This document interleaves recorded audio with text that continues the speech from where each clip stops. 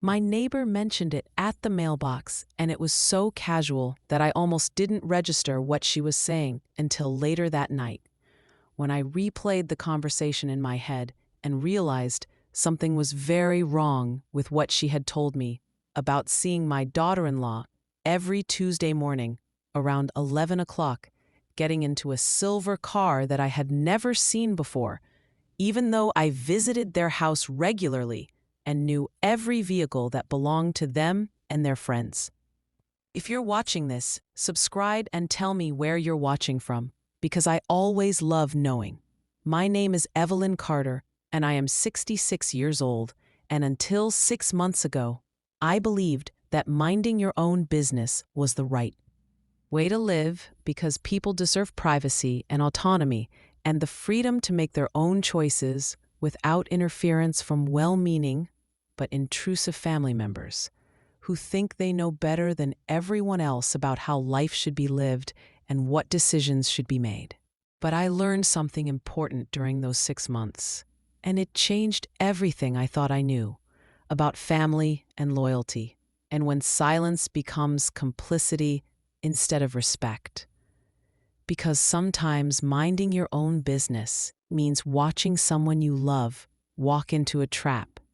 or stay in a lie, or get destroyed by betrayal, while you stand by doing nothing because you decided their life was none of your concern, even when you had information that could save them from years of pain and humiliation and wasted time. My son Philip is 38 years old, and he has always been the kind of person who works hard and follows rules and does everything right,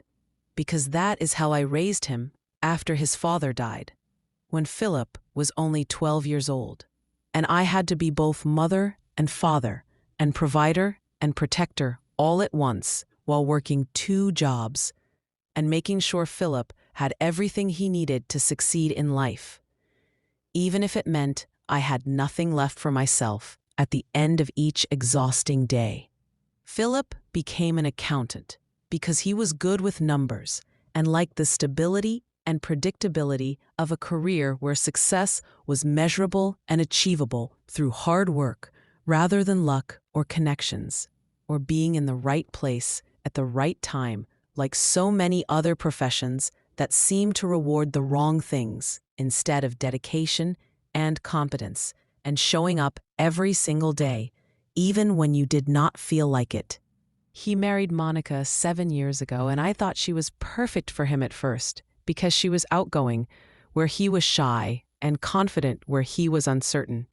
And she seemed to bring out a side of him that I had never seen before. During all those years when he was a quiet, serious boy who studied instead of playing and worked instead of socializing and built a stable life instead of taking risks or chasing dreams or doing any of the wild, impulsive things that young people are supposed to do before they settle down into responsible adulthood. Monica worked in marketing when they first got married, and she made good money doing something with social media and brand management that I never fully understood. But Philip said she was talented and successful and on track for promotions and raises and a real career that would contribute to their financial stability and their future plans for buying a house and starting a family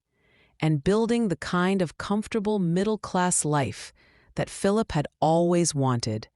because it represented security and normalcy and everything his childhood had lacked after his father died and left us struggling. They bought a house 3 years ago, right before Emily was born,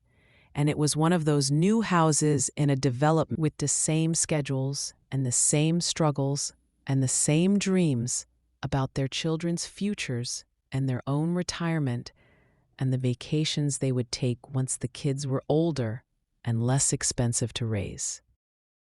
Monica quit her job when Emily was born because she said she wanted to be a full-time mother and not miss any of the important milestones. And Philip supported that decision, even though it meant he had to work longer hours and take on more clients and bring home extra money to cover the loss of Monica's income, which had been substantial enough that losing it required real adjustments to their budget and their lifestyle and their plans for the future. I thought it was beautiful and sacrificial the way Philip worked so hard to support Monica's choice to stay home with Emily, because it showed that he valued family over money, and presence over career advancement, and being there for your children over accumulating wealth or status or any of the other things that people chase when they lose sight of what really matters in life, which is love and connection and the people who will remember you after you are gone. I started babysitting Emily every Tuesday because that was Philip's longest day at work when he had back-to-back client meetings and could not get home until late evening. And Monica said she needed a break just one day a week to run errands and go to appointments and have some time to herself, because being a full-time mother to a toddler was exhausting in ways that people who have never done it cannot understand or appreciate. That seemed reasonable and normal to me because, of course, new mothers need breaks and time to themselves and support from family who can help shoulder the burden of childcare so that the mother does not burn out or lose herself completely in the demands of constant caregiving that never stops and never gets easier, no matter how much you love your child. So every Tuesday, I would arrive at their house around 10 in the morning, and Monica would have Emily ready with her diaper bag packed and instructions written out about nap times and snacks, and any special things I needed to know about Emily's mood or health, or recent developments in her routine that changed constantly as she grew and learned new things. Monica was always dressed nicely when I arrived on Tuesdays, which I thought was good because it meant she was taking care of herself and not just wearing sweatpants all day like some mothers do when they stop caring about their appearance and their self-esteem and their identity outside of being someone's mother, which is an important role, but should not be the only role that defines a woman's entire existence. She would leave around 10:30 usually and say she had errands to run or appointments to keep or things to do, and she would be back by 3 or 4 in the afternoon, which gave her about 5 hours away from Emily and away from the house and away from the constant demands of motherhood that can feel suffocating, even when you love your child more than anything. I never questioned where she went or what she did during those hours, because it was none of my business, and she was entitled to privacy and autonomy, and the freedom to spend her free time however she wanted without having to report to her mother-in-law about every detail of her day. But looking back now, I see how naive I was and how willfully blind I chose to be, because there were signs that something was wrong, and I ignored them or explained them away because I did not want to see the truth that was right in front of me the whole time. Monica always came back different on Tuesdays, and by different I mean happy, in a way that seemed excessive for someone who had just been running errands or going to doctor appointments or doing any of the normal boring things that adults have to do during their free time when they are not taking care of children or working or managing a household. She would be glowing and energized and smiling in a way that made me uncomfortable, even though I could not explain why. Because what is wrong with being happy? And why should I be suspicious of my daughter-in-law's good mood, just because it seemed a little too intense or a little too specific or a little too different from her normal mood when she was just dealing with regular life and regular responsibilities? Her hair was always perfect when she came back, even though she said she had been running errands, which seemed odd, because errands do not usually require perfect hair or fresh makeup or the kind of careful attention to appearance that you reserve for special occasions or important events or times when you want to impress someone. She also smelled different, like expensive perfume that she did not usually wear around the house. Because what is the point of wearing expensive perfume when you are just changing diapers and doing laundry and playing with a toddler who does not care what you smell like, as long as you are there and present and giving them attention. I notice these things, but I dismiss them as harmless, because women are allowed to take pride in their appearance and wear perfume and style their hair, even when they are just running errands, because it makes them feel good about themselves, and there is nothing wrong with that, even if it seems like more effort than the situation requires. Philip never seemed to notice, or if he did, he never mentioned it to me during our weekly phone calls, when he would update me about work and Emily's development and any household projects or family plans that were coming up in the near future. He seemed happy, or at least content with his life and his marriage and his role as father and provider, even though he was working very hard and barely seeing his daughter during the week because he left early and came home late, and only really had weekends to spend quality time with Emily and Monica. I worried about him sometimes because he looked tired and stressed and older than his, but he said he was fine and Monica was doing a great job with Emily, and they were happy and building a good life together. And I believed him, because why would he lie to his mother? And what reason would he have to pretend everything was okay if it was not? Then came that Thursday afternoon, 6 months ago, when everything changed because of a casual comment from my neighbor, Mrs. Patterson, who lived 2 houses down from Philip and Monica, and who I sometimes chatted with when we happened to be getting our mail at the same time. We were both at our mailboxes, and she was talking about the weather and her garden and her grandchildren who lived in another state. And then, out of nowhere, she said something that made my stomach drop, even though I did not fully understand why at the time. She said, "I always see your daughter-in-law on Tuesdays and she looks so nice, all dressed up, getting into that silver car around 11 in the morning." And she said it in such a friendly, casual way, like she was just making conversation and had no idea that what she was saying was a bomb that would explode my understanding of my son's marriage. I smiled and nodded and said something vague about Monica having errands to run on Tuesdays while I watched Emily. But inside my mind was racing, because what silver car? And why was Monica dressed up?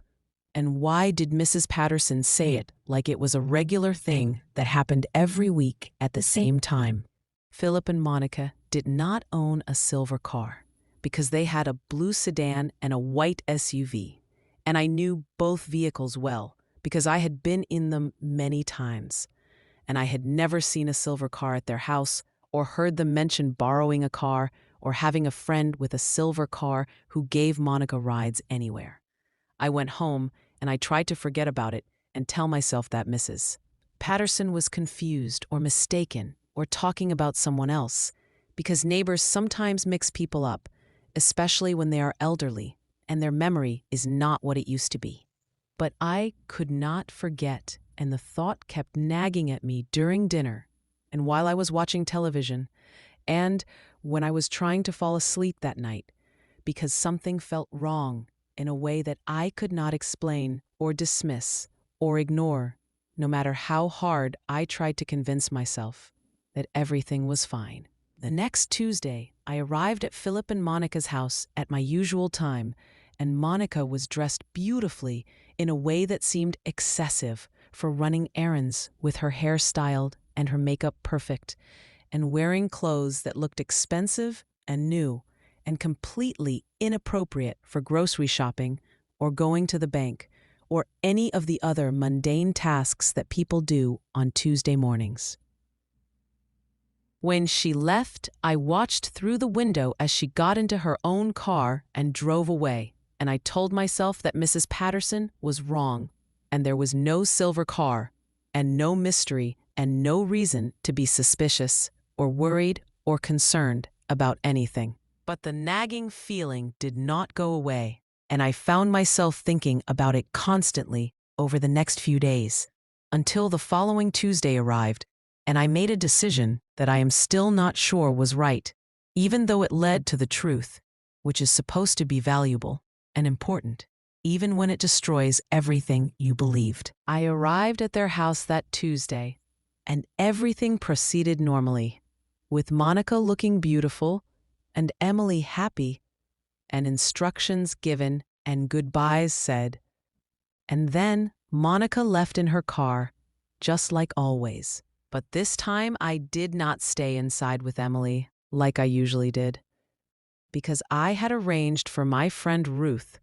to come watch Emily for a few hours so I could leave and follow Monica without having to take a toddler with me on what I hoped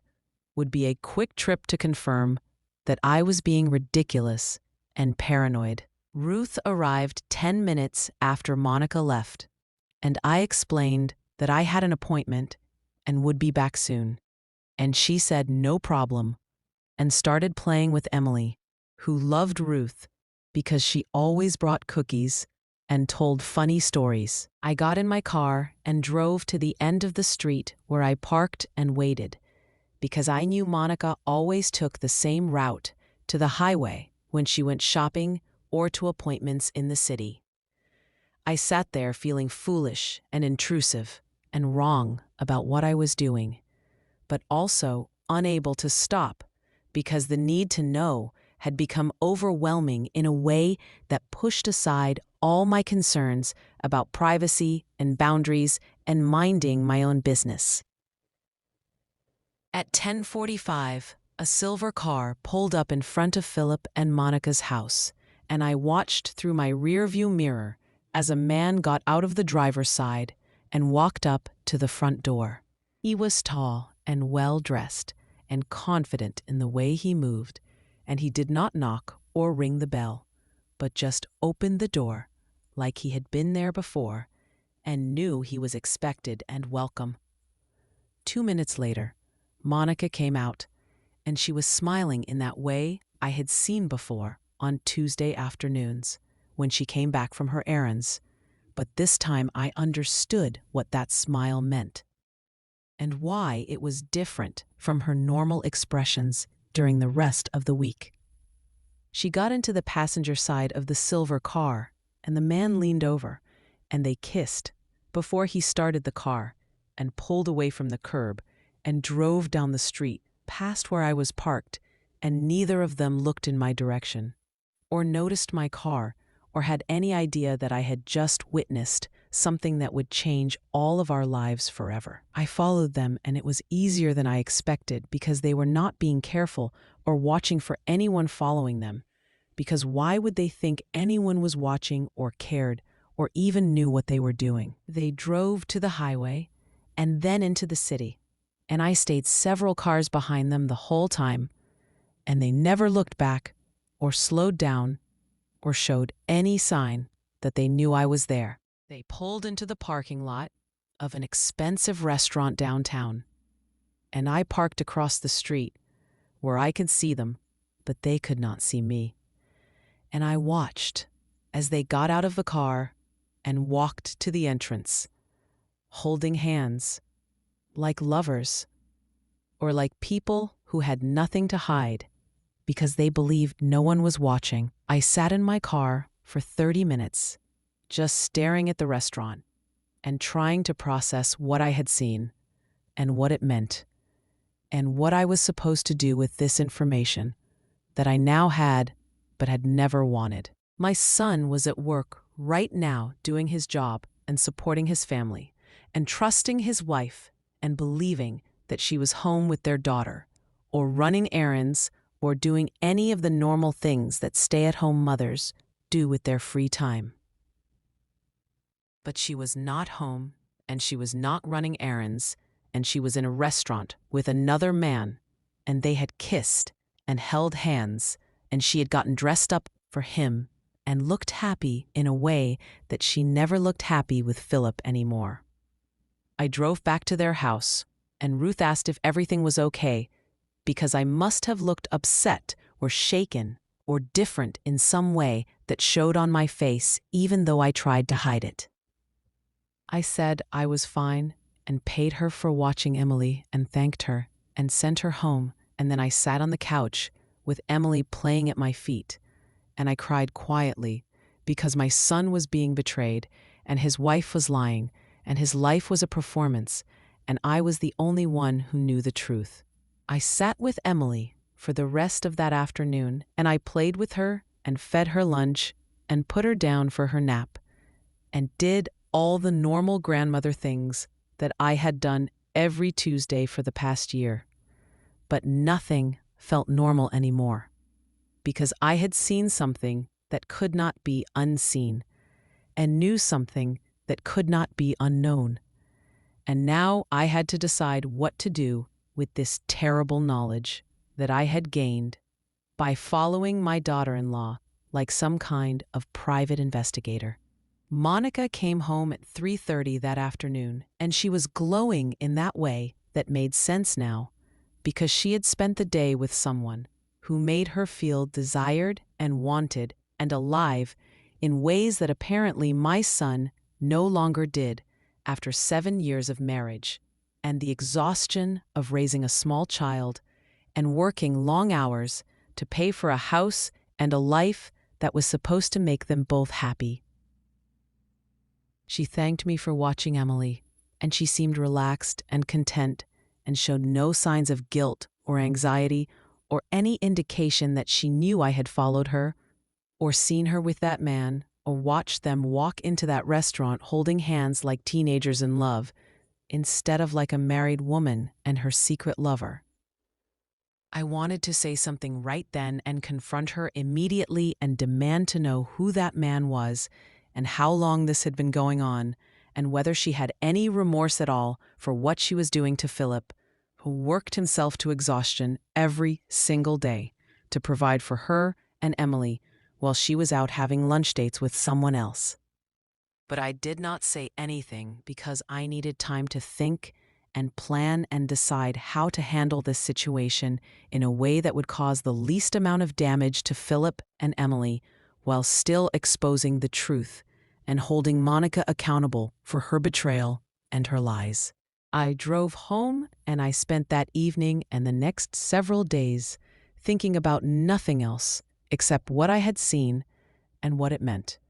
and what I should do about it, because this was not just about Monica cheating on Philip, but about Emily growing up in a home built on lies, and about my son wasting years of his life with someone who did not value him or respect him, or honor the vows she had made when they got married. I considered calling Philip immediately and telling him everything, but I worried that he would not believe me, or would think I was being vindictive or jealous or trying to interfere in his marriage, because mothers-in-law who accuse their sons' wives of cheating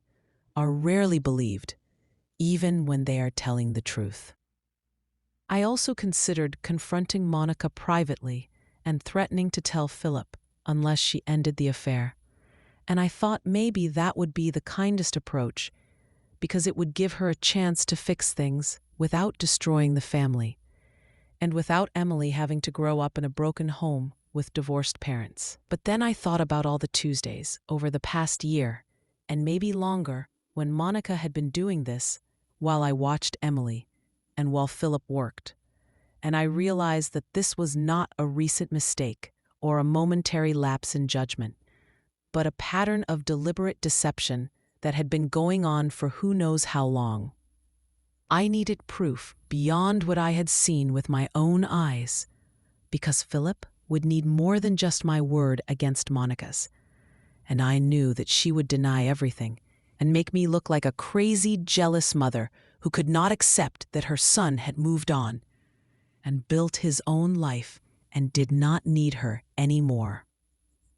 So the next Tuesday, I did something that felt invasive and wrong, but also necessary and justified, given the circumstances and given what was at stake for my son and my granddaughter, who deserved to know the truth about the family they were part of. I told Monica I could not watch Emily that Tuesday because I had a doctor's appointment that I could not reschedule. And Monica seemed annoyed, but she said it was fine, and she would just take Emily with her on her errands. But I knew she would not take Emily with her to meet her lover. And I knew that she would find some other arrangement so she could keep her Tuesday routine and continue her affair without interruption or inconvenience. I called Ruth and asked if she could watch Emily that Tuesday and tell Monica that I had recommended her as a backup babysitter. And Ruth agreed because she loved Emily and was always happy to help, and had no idea what I was really doing or why I was orchestrating this elaborate plan. Monica called Ruth on Monday evening and asked if she could watch Emily on Tuesday. And Ruth said yes, and the plan was set. And I felt sick about manipulating the situation. But I told myself it was for Philip's sake and for Emily's sake, and that sometimes you have to do uncomfortable things to protect the people you love. On Tuesday morning, I parked down the street from Philip and Monica's house again, and I waited. And at 10:45, the silver car pulled up just like before. And the man got out, and Monica came out dressed beautifully, and they kissed and got in the car and drove away. But this time, I was prepared with my phone, and I took photos of them kissing and getting into the car and driving away together. And I made sure the photos were clear and time-stamped and undeniable, because I knew Philip would need this evidence to believe what was happening right under his nose. I followed them to the same restaurant, and I parked, and I took more photos of them, walking in, holding hands. And I sat in my car for 2 hours, waiting for them to come out, because I wanted to document as much as possible and leave no room for doubt or alternative explanations or claims that I had misunderstood what I was seeing.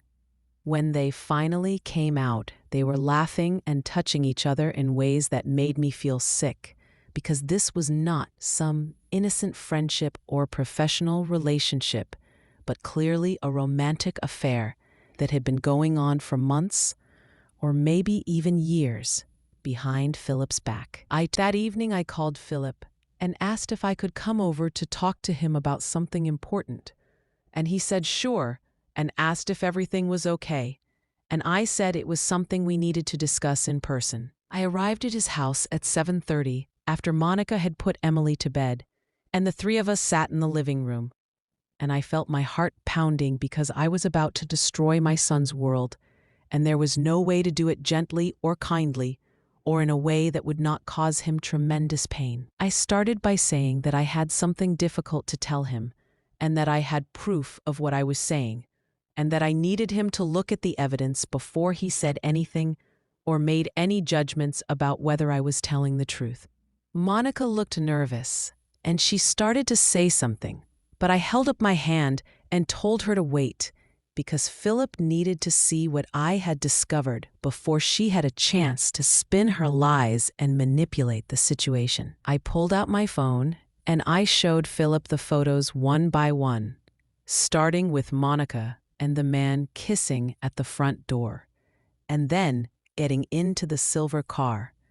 and then holding hands walking into the restaurant, and then coming out 2 hours later, looking happy and intimate, and clearly involved in something more than friendship. Philip's face went white, and then red, and then white again,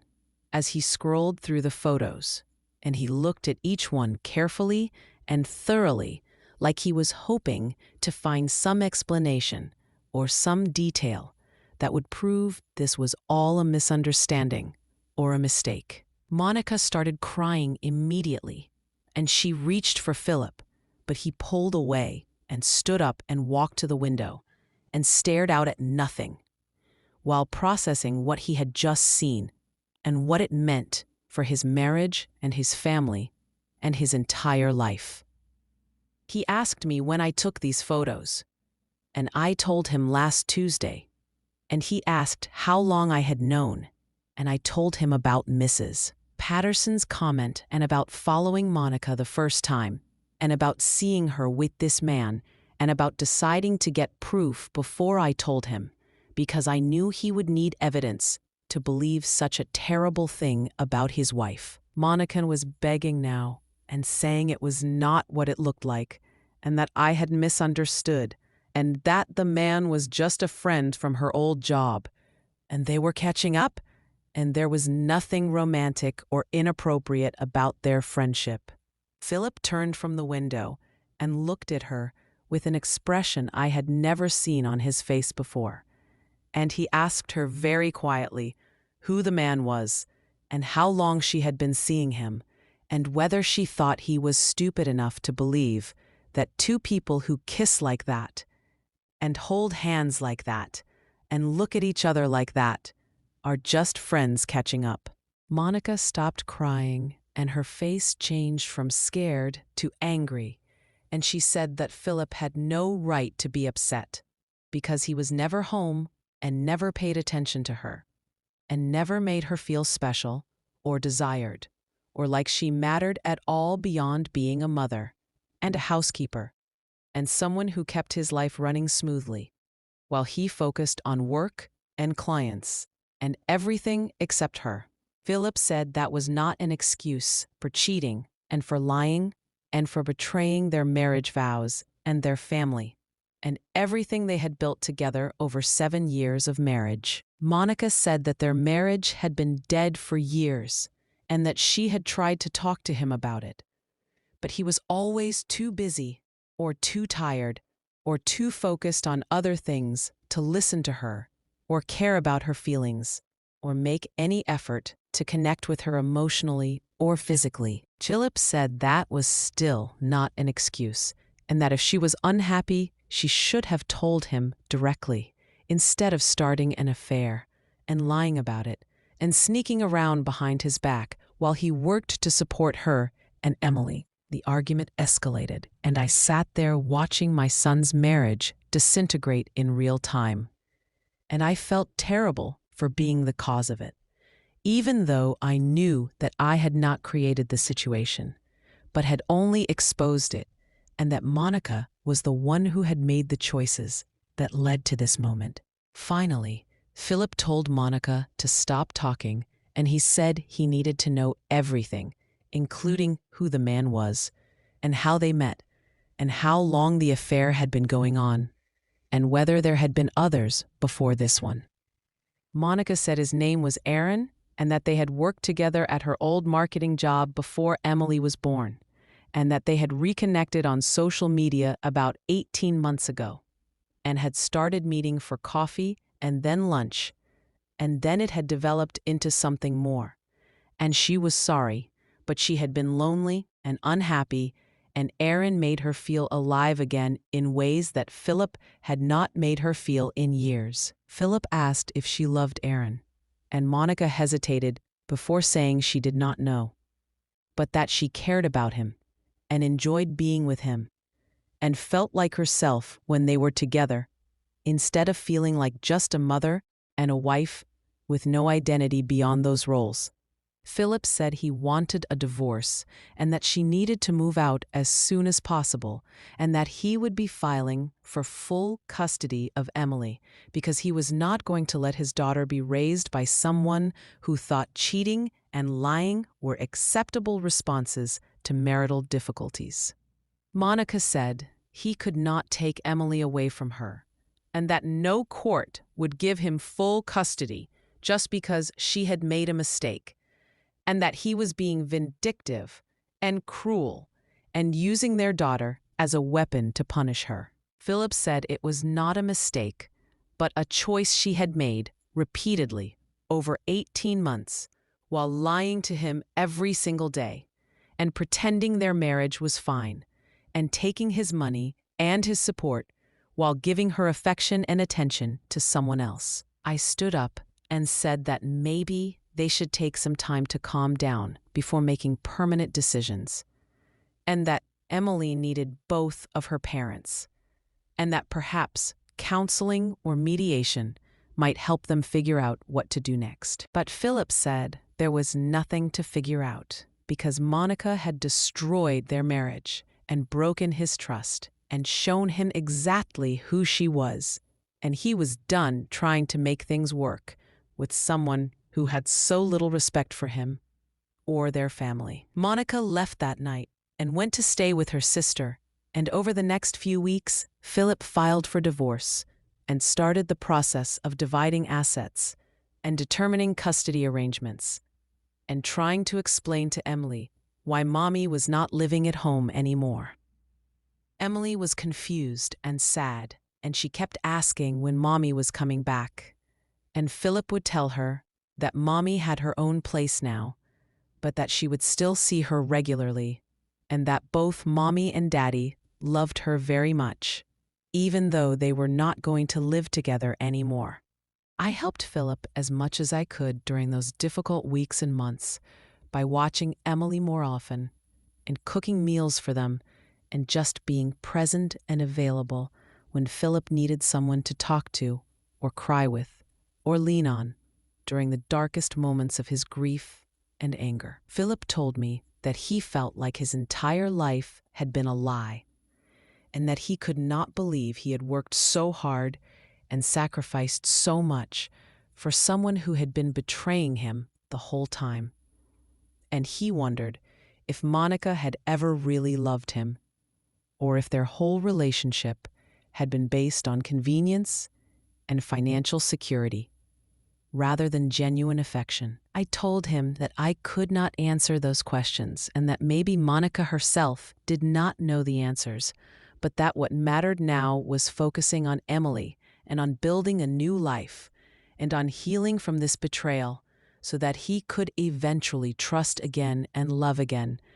and find happiness with someone who would value him the way he deserved to be valued. The divorce took 6 months, and it was bitter and expensive and emotionally exhausting for everyone involved, especially Philip, who had to keep working and parenting and functioning while processing the betrayal and the loss and the complete upheaval of everything he had thought was true about his life. Monica fought for shared custody, and the court agreed that Emily should spend time with both parents, despite Philip's objections and his argument that Monica's affair showed poor judgment and moral character that made her unfit to be a primary caregiver. The judge said that while Monica's infidelity was regrettable, it did not necessarily make her a bad mother, and that Emily deserved to have a relationship with both parents, as long as there was no evidence of abuse or neglect or behavior that directly harmed the child. Philip was devastated by that decision, but he accepted it because he had no choice and because fighting further would only drain more money and time and energy that he needed to focus on Emily and on rebuilding his life. Monica married Aaron 8 months after the divorce was finalized, and they bought a house together, and Emily started spending every other week with them in what Philip called my daughter's other family, with a bitterness that had not diminished despite the passage of time. I worried about Philip during that first year after the divorce because he seemed lost and angry and unable to move forward or find joy in anything except his time with Emily, who was the only bright spot in his otherwise dark and painful new reality. But slowly he started to heal and to find himself again, and to remember that he was more than just Monica's betrayed husband, and that his life had value and meaning beyond that relationship that had ended so badly. He started going to therapy and working through his trust issues, and his anger, and his feelings of inadequacy and failure that came from having his marriage fall apart despite all his efforts to be a good husband and provider. He also started dating again after about 18 months, and it was awkward and difficult at first because he was suspicious of every woman he met and questioned their motives and their honesty and their capacity for loyalty. But eventually, he met someone named Rachel, who was a divorced mother herself, and who understood what it felt like to be betrayed, and to have your trust destroyed, and to have to rebuild your life from scratch after losing everything you thought was permanent and secure. They took things slowly and carefully, and built their relationship on honesty and communication and shared values, rather than just attraction or convenience, or the kind of surface compatibility that looks good but has no real foundation. Philip seems happy now, or at least happier than he was during those dark months after the divorce, when he was barely functioning and could not imagine ever trusting anyone again, or finding love again, or believing that marriage was anything more than a trap that would eventually lead to more pain and betrayal. Emily is 7 now, and she has adjusted to having 2 homes and 2 families, and she seems to understand that sometimes parents stop loving each other, but they never stop loving their children, and that divorce does not mean she did anything wrong, or that either parent loves her any less. I still see Emily every week, and I still babysit when Philip needs help, and I still play my role as grandmother, with all the love and commitment and presence that I have always brought to that relationship. But I also carry the weight of knowing that I was the one who exposed Monica's affair and destroyed their family, even though I tell myself that Monica destroyed the family through her own choices,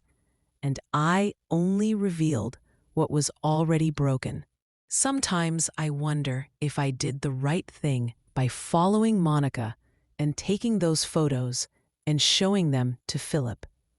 because maybe if I had stayed silent, they could have worked through their problems, or Monica would have ended the affair on her own, or Philip would have been happier living in ignorance rather than facing the painful truth.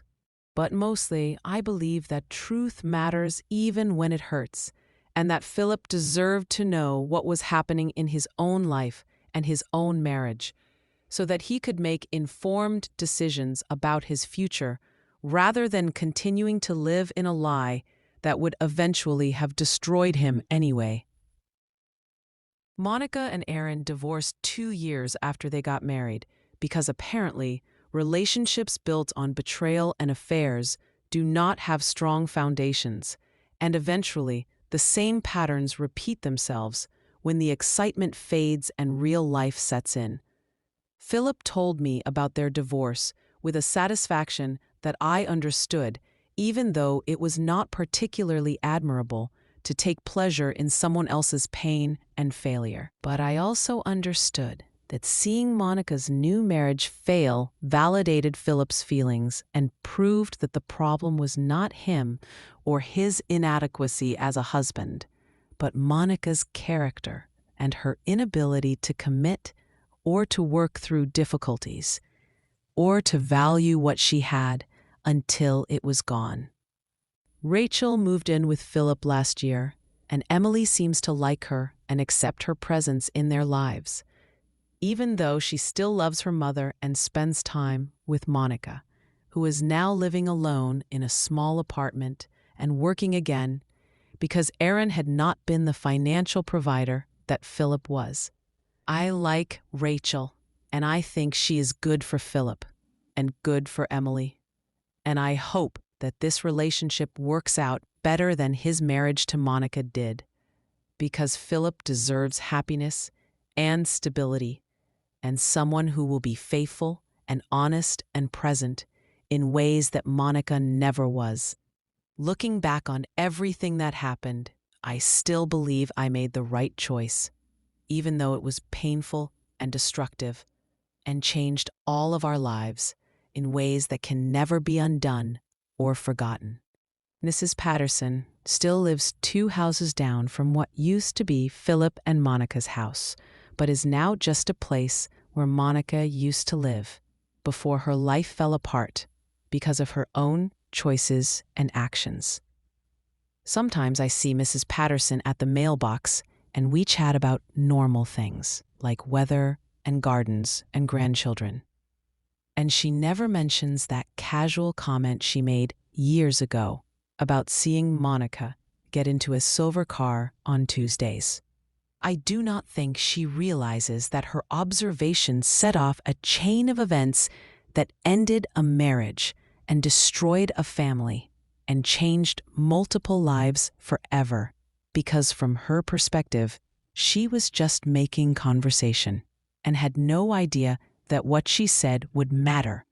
or would lead to anything beyond a moment of small talk between neighbors. But I am grateful for that comment, because without it, I would never have known to look closer or to question what was happening, or to protect my son from years more of betrayal and lies and wasted time with someone who did not value him. Truth is painful but necessary, and silence is comfortable but complicit.